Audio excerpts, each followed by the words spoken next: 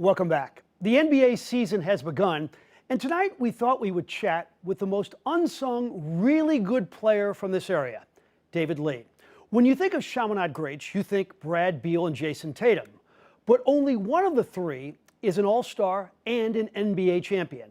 That's David Lee. The new St. Louis Sports Hall of Famer is our Sunday Conversation.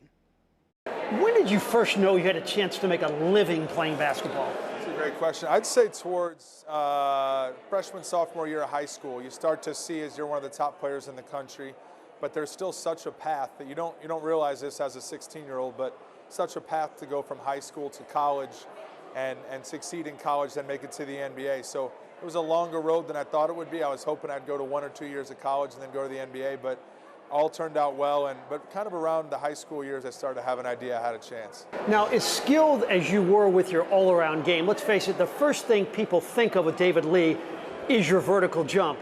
And when did you discover that you had mad hops? I think towards freshman, sophomore year of high school, when I was able to start dunking the ball. And yeah, that was something that, being a rebounder was kind of my best quality in my game. So the jumping ability was very important. And is it something you were born with or worked at it in the weight room?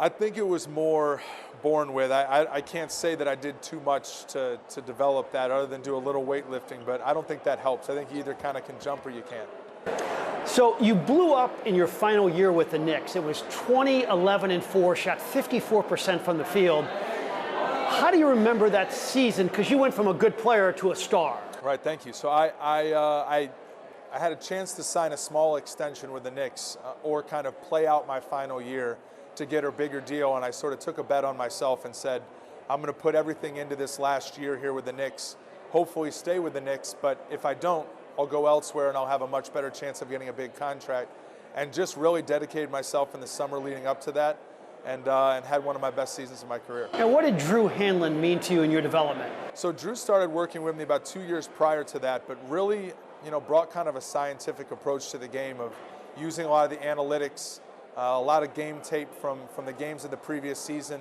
and took that and said, hey, I think you can really improve on these areas, and also really challenge me.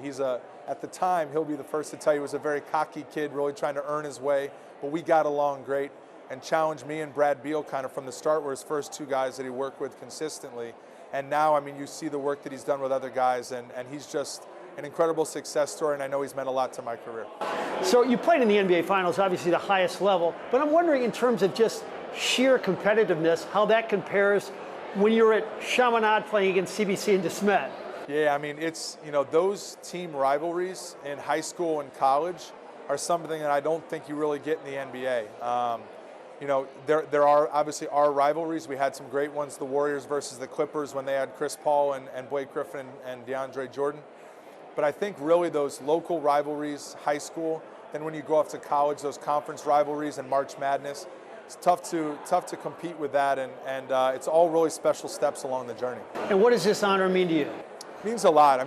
Growing up in St. Louis, I think no matter how much time I spend here, it's really that feeling of growing up in the Midwest, having that work ethic to lean back on that you learn here being in a city like St. Louis.